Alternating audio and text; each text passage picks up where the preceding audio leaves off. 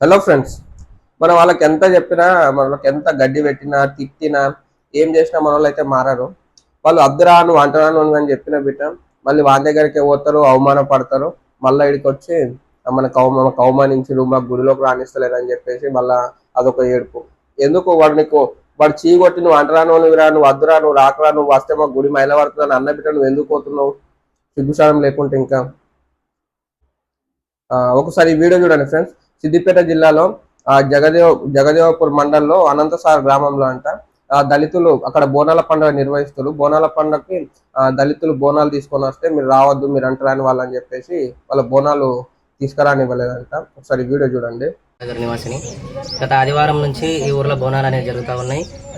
పెద్దమ్మ బోనాలు, పోచమ్మ బోనాలు అనేది సక్రమంగా జరిగినాయి. దుర్గమ్మ బోనాలు వచ్చే సమయానికి మదిగిన్ల బోనాలు వెళుతున్న సందర్భంలో గుడి చుట్టూ ప్రదక్షిణాలు చేయకుండా అడ్డుకొని ముదిరాజుకుల పెద్ద మనుషులు అడ్డుకొని మీకు ఈ గుడి పైన హక్కు లేదు, మాదిగోళ్ళ గుడి చుట్టూ తిరగొద్దు చెప్పడం జరిగింది.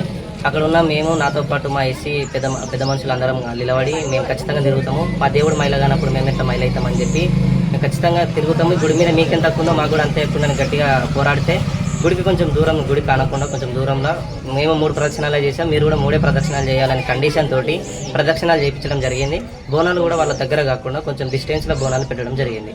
సో వీళ్ళకు డైలాగ్ ఉంటది, గడప లోపలే కులం, గడప దాడితే హిందువులం అని చెప్పేసి అరుస్తా ఉంటారు.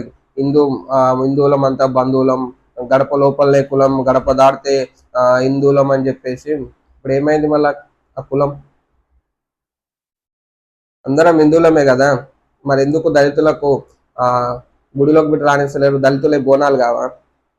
దళితులు బోనాలు ఎత్తుకొని వస్తే వాళ్ళని ఇప్పుడు బోనాలకు అడ్డుకోరంట. వాళ్ళు కొట్లాడితే అప్పుడు వాళ్ళు కొట్లాడిన తర్వాత అది బిట్ట దూరం వీళ్ళ బోనాలకు వాళ్ళ బోనాలకు దూరం బోనాలు పెట్టించారంట. బోనం ఇప్పుడు చెప్పండి, ఎక్కడున్న హిందూ సంఘాలు, ధర్మ రక్షకులు, సోకాలు బత్తాయి గాళ్ళు వరుతూ ఉంటారు కదా. ఇప్పుడు దీని మీద ఎవరు మాట్లాడట్లేదు. ఎక్కడ పోయి ఏడవండుకున్నారు ఇదంతా?